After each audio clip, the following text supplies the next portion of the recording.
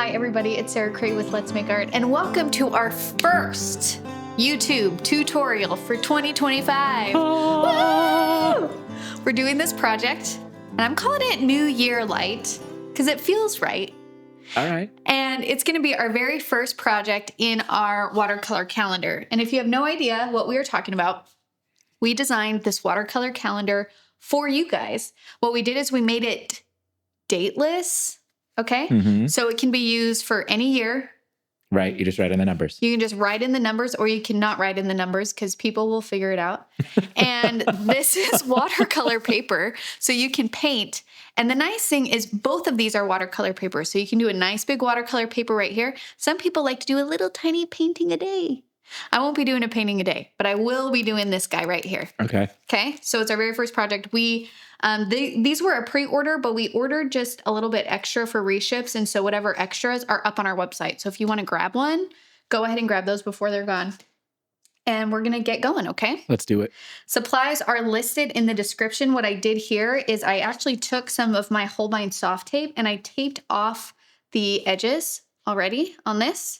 Okay? Lovely. Lovely. And I'm just going to flip it over like this so I don't accidentally get paint on the bottom part, because I 1,000% know that I will. It was bold of you to wear a white shirt today. I like to be a little bit edgy. You guys know that. That will be covered in paint by the end of this tutorial. 100%. But then I got to get a new sweater. Oh, no. Oh, no. Okay. So what I love about these calendars are they're a little bit tiny. So whenever you feel intimidated by a project, it's a great idea to do it smaller first. You can take outlines that even I give you and you can make those smaller in like Google Docs or Words. And, it's just a little bit nicer just to like not have this huge sheet of paper that's super intimidating. So we're going to take this project, even though I did it on a full 9x12, and I'm just going to transfer it to this size, which I think is a 6x9. Or close enough. Or close enough. If you can raise your right hand, we're going to start with our oath, which is very serious business. Michael, you're raising your left. Gosh, calling me out. Okay, if you can repeat after me. I promise to be kind to myself. I promise to be kind to my husband. Wait, did I do that wrong? You did it wrong. All right, so I promise to be kind to myself. I promise not to compare my work. I promise not to compare my work. And I promise to have fun. And I promise to have fun. Thank you very much. Mm-hmm. Okay. So we have our paper, and, as we approach this might be intimidating, especially if we're thinking about this for gifts or whatever. And we might think, oh no, this is part of a thing, so I can't mess it up. Don't listen to that side of your brain. Remember, it's just a piece of paper, okay? And the worst thing that can happen is if this kind of looks funky, you have 11 more tries, okay? Mm-hmm. Don't give it as a gift till February, so they won't even look at January. Yeah, who looks at January anyway? That's right. No, they would give it to a gift at the end of the year for next year. There you go. Michael. I got it. You got it? Now I understand. Now you get it? I'm like, how are you going to ask for this back every month and paint a new painting? You give them the calendar. We're like, actually, can I have that back? Here's a January present. Can I have that back for February and every month? Just re-gift it. Perfect. Okay. Let's get going. So I'm going to sketch a little bit where I want things to go. So my horizon line, I'm going to have about maybe kind of half, a third. Okay. Should I do it darker? Yeah, just so we can see it. I'm going to do it darker so we can see, but for you guys, try and make your sketch as light as possible. Okay. I want the sun to like be here, but I'm going to do that super light because no, I'll do it dark and then I'll erase it. How about that? I'll have the sun about here. I'm going to put trees. And when I do trees, I don't fully draw them out. It's just so I remember.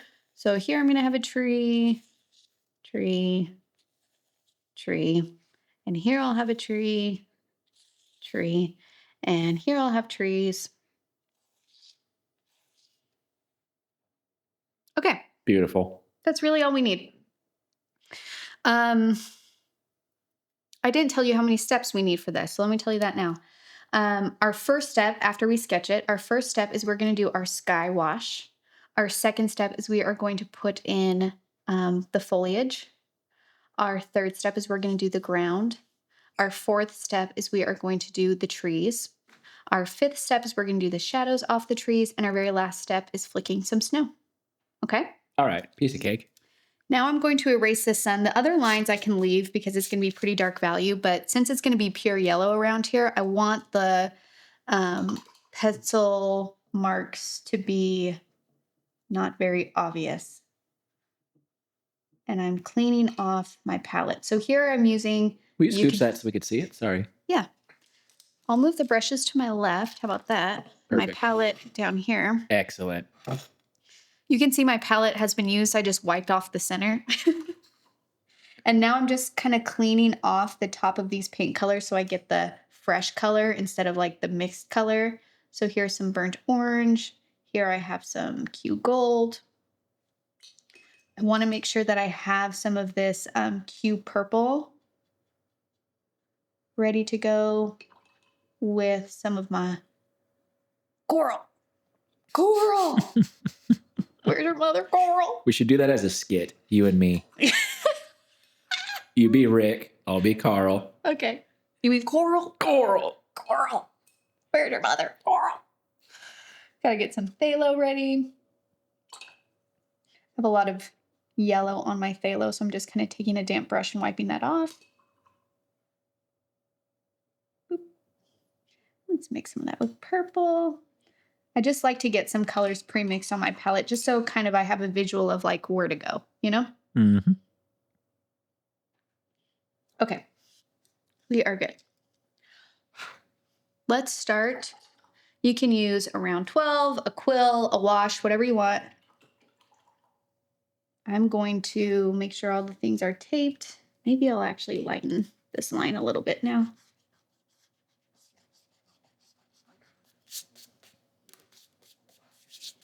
Okay. So using just clean water, I'm going to do the sky, and I'm going to paint around the sun that I want to keep white. You don't have to do that, but that's how you'll know that the paper will keep a nice like white color, or you can just lift color out if you don't want to paint around it. Okay, and then I'm going to take my Q gold and right around the sun, I'm going to drop in this color and try and make it round. If it's not perfectly round, it's not the end of the world because actually like a sun glare sometimes isn't, you know? So I have some yellow, and then that yellow is going to mix a little bit with my coral to get like a peachy pink. And notice that I'm doing circular brush strokes around.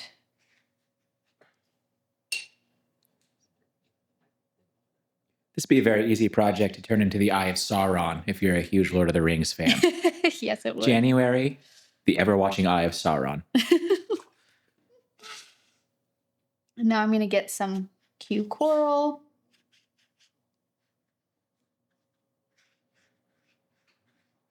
And honestly, because there's going to be lots of foliage, we don't have to worry too much about a very smooth line. Okay, it can have hard edges, it can have blooms, all of that kind of stuff. What we want to do though is work fairly quickly. Okay. And then I'm going to grab some of this phthalo purple here. Like that. And now I'm going to start putting in the foliage. So while it's wet, I want to do this while everything is still wet. I'm going to grab a foliage brush. And I'm going to be taking this like pink purpley color. And we're going to start putting in foliage lines. The ones closest to the sun are going to be more pink or orange or peach. And don't be afraid for it to be kind of extreme, like a dark value, I guess is what I'm saying. And then as it kind of moves out, that's where I'm going to shift hue. So we're doing like peaches and pinks by the sun, maybe some orange. And then as I move away, it's going to turn to pink purple.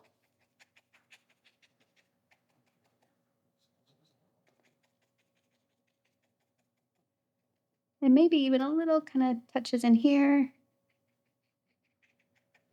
And then it's going to be blue purple. So you see how it has that color transition. And that's how it's going to really feel the warmth. Okay.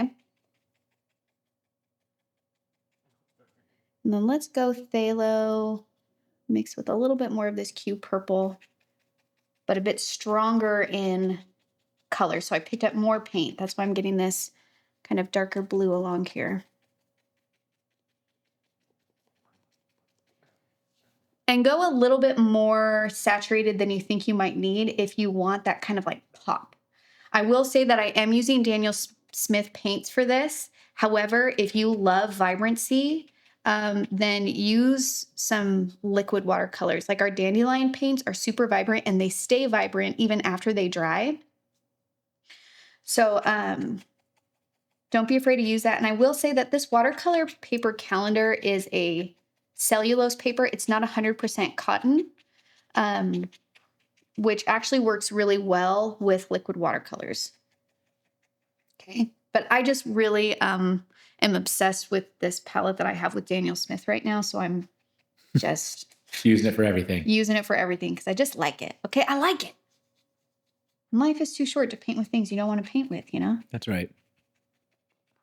So I'm just layering. Notice that I'm not trying to be too precise. I'm not trying to be too precious. We're just going. Okay. We're going to leave that.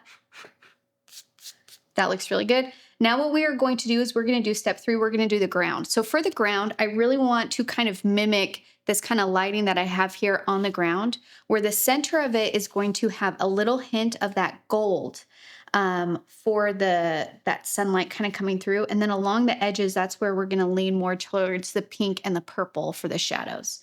Okay. So you can use whatever brush you feel comfortable using. I have around 6. And I actually think the first thing I'm going to do is use a little bit bigger brush just because it's easier. Like around 12? This is around 12. That was a guess. Good job. Thank you. I'm just going to wet it. And it's okay if it bleeds a little at the horizon. And then I'm going to just take some of my Q Gold here. Bleeding at the Horizon sounds like a 2007 emo band. That was my band's name, actually. That was your band's in high school. Nice. Okay, so now I touch the gold a little bit where that sunlight, and then I'm going to mix some Q Gold in with some coral in with my Q Gold to get like a pink. And if you have a different pink that you like, use that. You know what I mean? Like I'm using Q Coral, but you can mix, if you have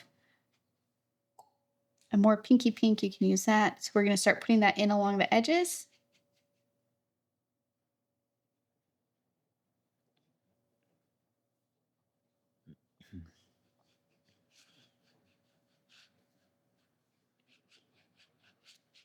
And remember, don't be afraid of saturation. We think snow means white, but it doesn't always, Mm-hmm. And then now I'm going to take some purple, maybe mix with a bit of the Q Coral to get like a pink purple along the edges here.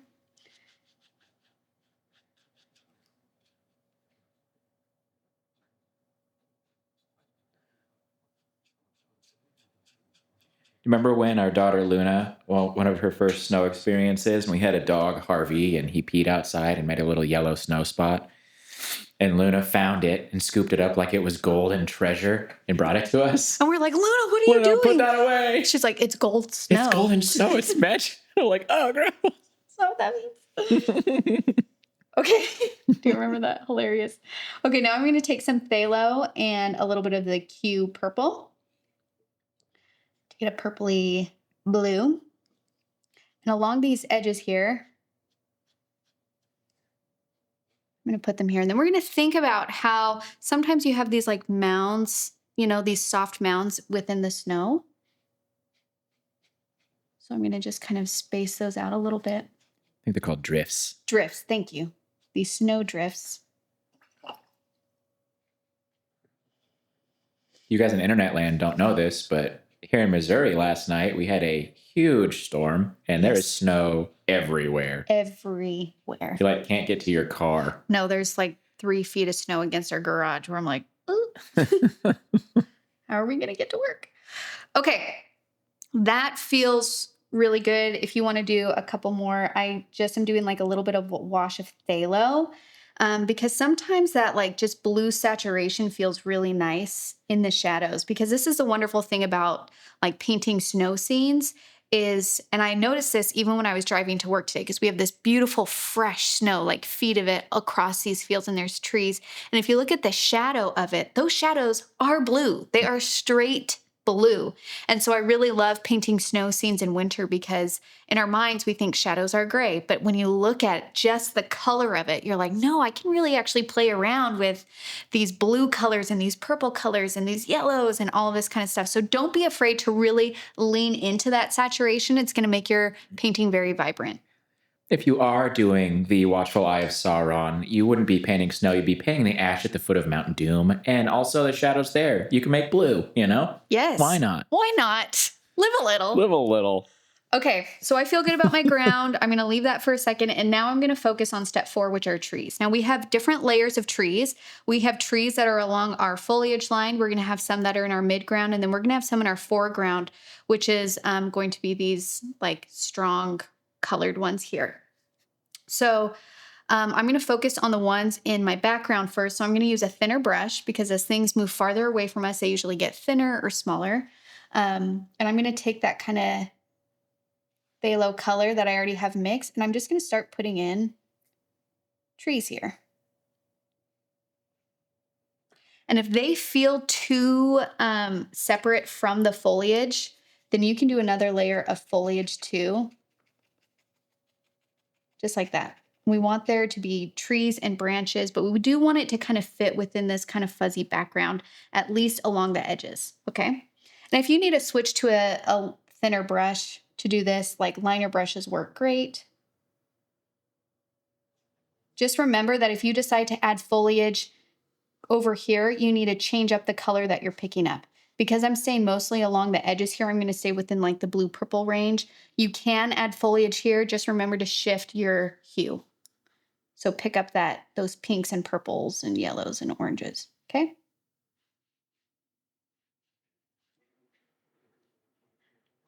And remember, the branches or the trees themselves don't have to be continuous lines. They can be part of a trunk that we see and then it's covered by foliage, or, you know, all of that kind of stuff. So don't be afraid to lift up your brush.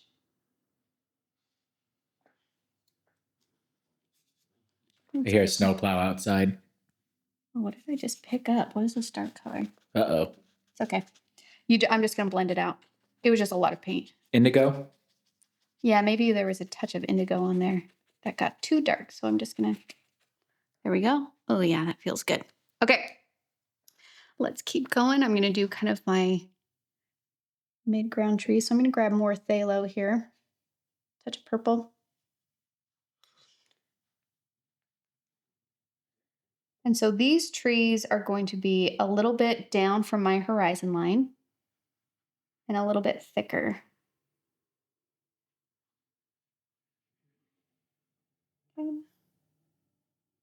And if you need to wait for your background to be more dry before you add these, please do. Sometimes I feel edgy and I'm like, whatever, you're just a background tree or a mid-ground tree. I'm not going to worry about if you're sharp or not. I don't know. It's probably not the best thing to teach you. When you take your calendar back from whoever you gifted it to in February, you can fix it. You know? Yeah. Oh, you can see this was not totally dry, so it lifted a little bit, but that's okay. Kind of looks cool. Yeah, I'm not mad about it. Looks like a little icy pond. It does kind of look like an icy pond. Whoa. Okay. That was on purpose, right? Everything I do is on purpose. Okay, so now what we're going to do is we are going to do our foreground trees, and then we can decide if we need more kind of trees along the edges or something like that. So the first thing that I'm going to do is I'm actually going to grab Q Gold, because the tree trunks that are going to be right here next to my light, I want those to be yellow. So I'm going to take my Q Gold and I'm just going to paint the whole trunk yellow. Okay. And then I'm going to do a color transition on this tree. So this part that's closest to my light source, my sun here, I'm going to keep that yellow. And then I'm going to introduce orange. And sometimes after I introduce orange, I'll do a little swoop to kind of like merge the sections together. Okay. And then as I move away from my light source, that's where I'm going to grab a little lamp black or indigo or whatever color, and I'm going to mix that with my orange to get a brown.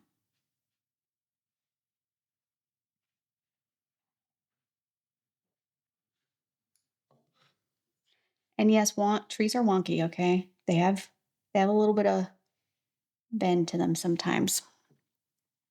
Don't be afraid of a wonky tree. And again, if you're painting the beautiful snowy vista of Barad-dûr, Sauron's stronghold, there probably wouldn't be trees, you know? So adding a tree is just a benefit. Festive. You're really holding on to this. Someone please paint this Lord of the Rings. Someone please, for the love that all is holy, please paint. Okay. And then if you want to do like a branch right there, you know, whatever. Trees are trees. So just like do what feels good. Okay. I might have to thicken this a little bit. You can always like straighten your tree or whatever. The biggest thing that you want to remember is the branches that come out of trees are thinner than the trunk area they're coming out of. Does that make sense? Mm-hmm. Okay.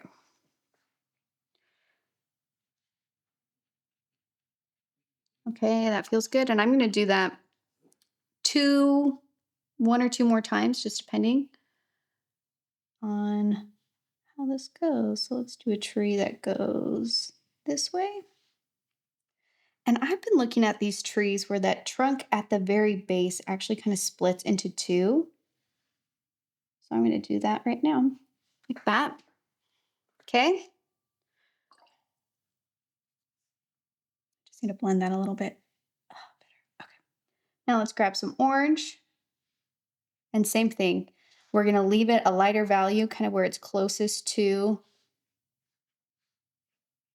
the sun. And then we'll do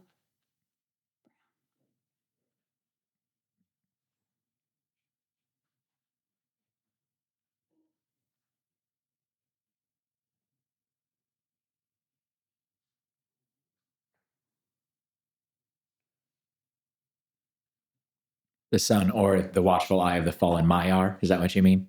Are you Googling all of these things? No, I just know those. How do you know this? How do you know all this love Lord of the information? Rings. Okay. What we don't want though is we don't want the trees to look completely transparent. So sometimes you might have to do a couple layers of the orange or the gold or the brown to make them feel a bit more substantial than just painting over the area. Okay. Like I feel like my this guy over here needs to be. There we go. That feels better. Okay, and I don't think I need to have a third tree there. I actually feel good about those two. And then maybe over here, I'll do 3 trees. Now, because this tree is not right next, this like grouping of trees that we're about to put in is not right next to this light source, I'm still going to have a lighter value, but it's not going to be bright gold. Okay, so maybe I'll just start with orange.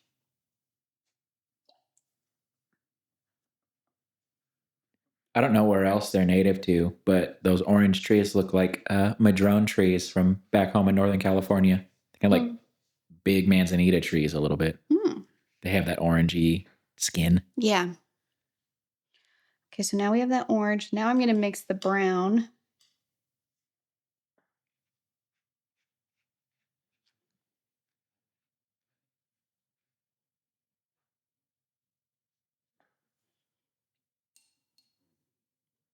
Okay. And let's do another one.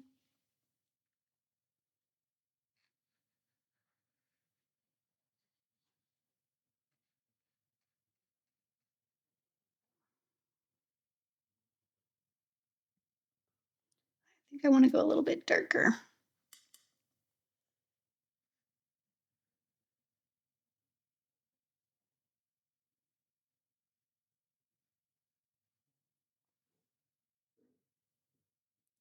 Okay.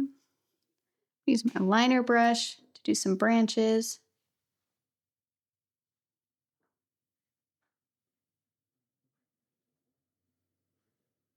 And it's okay if your trees interact with each other. You know, if one kind of overlaps the other, that's happens.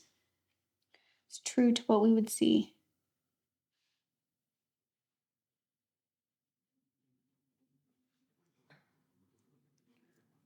Okay.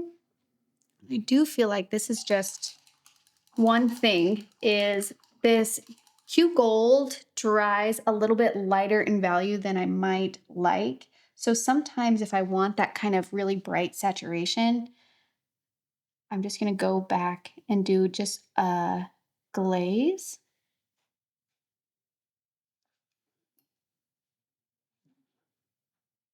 Right around where that light is. Keep thinking it is funny. Lord of the Rings knowledge. I didn't choose to just have that. I wish it was in something useful, like the U.S. tax code or something. Like, I wish I could just oh yes, there's how we do those yes. taxes. Let me give you all the information about taxes. It'd be more useful. Nah, I like your Lord of the Ring knowledge. Yeah, if we ever get held up by a robber who's like, someone need to tell me the Lord of the Rings knowledge, we'd be safe. We would be safe. He'd be like, sir, you win. Sir, take a bow. You live another day. What a beautiful painting. Oh yeah, that saturation feels so much better. And then sometimes you're like me and I'm like, okay, I like the white of the sun, but I don't like that it's so white. So I'm just going to do a quick little smear. So it's still a light value, but it's not like white. A little whoosh whoosh, if you will. A little whoosh whoosh. And then if you need an extra yellow here. On your madrone tree. And sometimes what I'll do just to like really enhance that highlight is I'll take straight gold or yellow and go along the edge of what's closest to it. You see that? Mm-hmm. Just a little highlight. It's a little damp, so it's smearing, but I'm not mad about it.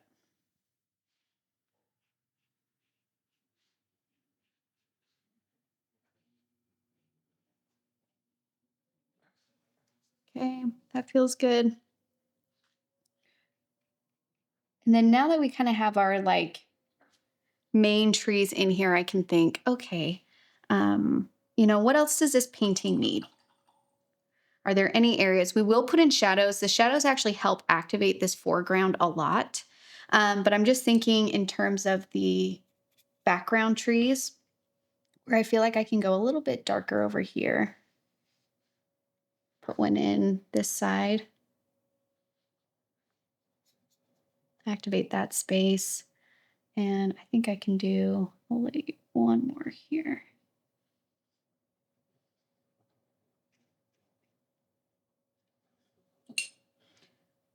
And then for fun, I'm going to take some phthalo. And at the base of these kind of background and midground trees, I'm just going to do a little wash of that phthalo.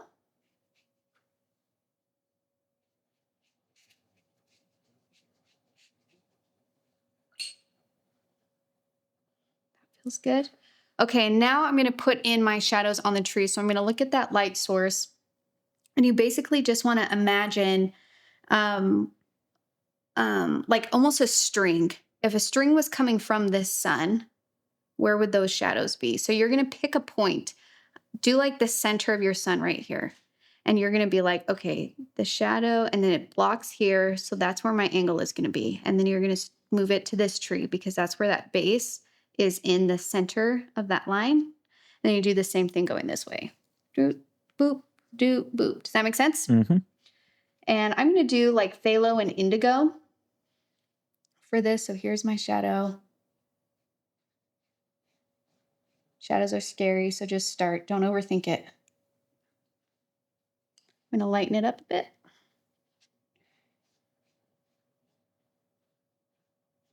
Okay, boop, boop.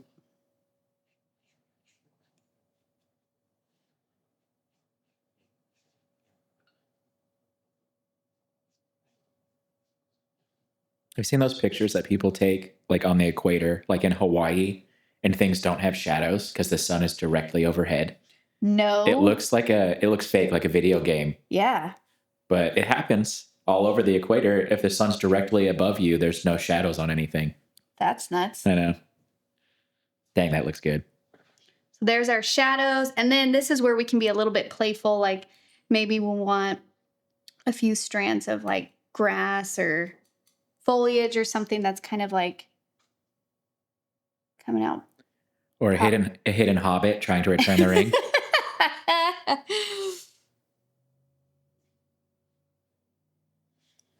We decided long ago that Sarah's spirit creature is a hobbit. Oh, 1,000%.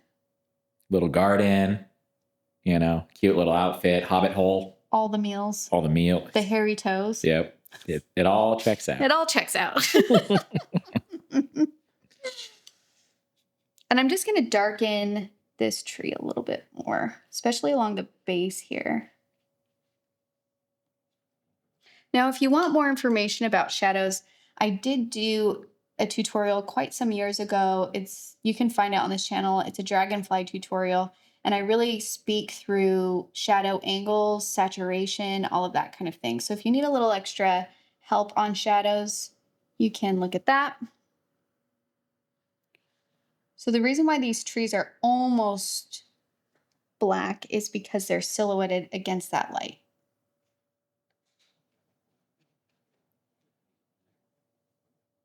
Beautiful. Okay.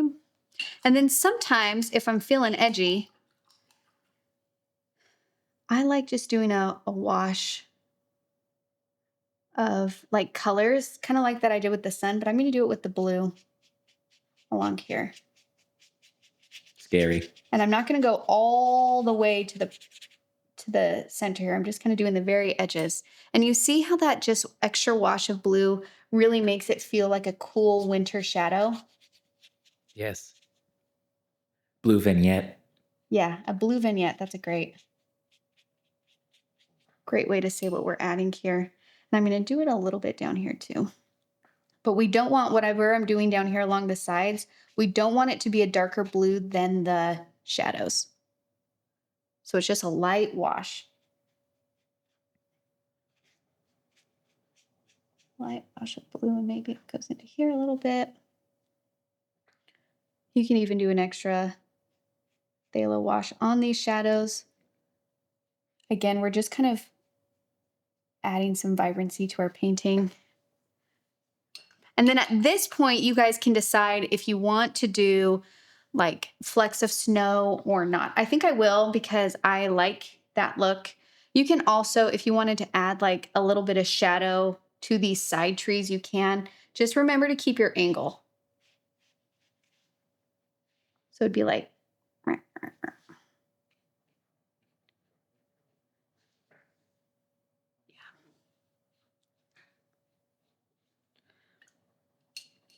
okay, let's add some snow because I like it. So I'm taking bleed-proof white. As clean of water as I can. I'm going to pick up some bleed-proof white. I'm going to move all expensive things away. iPads, put away, please. Phones. Oh, yeah.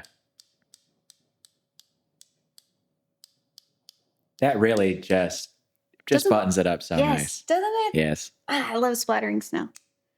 And then, depending on how long it has been snowing, there could be little bunches of snow starting to kind of gather. You can also do a little bit of a whoosh, whoosh, whoosh, whoosh. Oh, right into my tree. Oh, sorry, no. I'll fix it. Got reckless. I got too reckless. It just lifts out. Perfect. And then you can I'll do a quick smear of brown. Wow. Like, what is delayed processing? Sometimes I like to do bigger flakes too.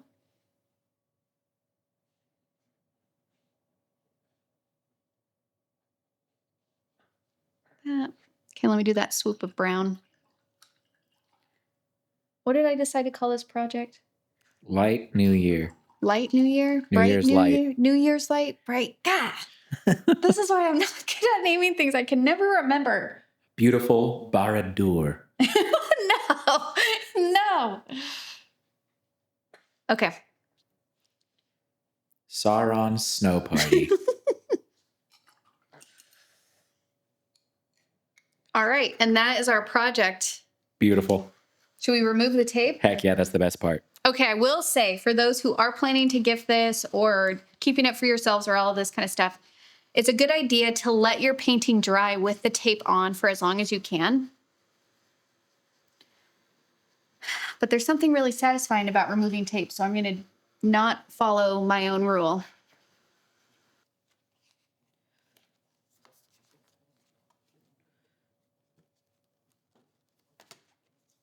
I didn't think this through when I folded this over.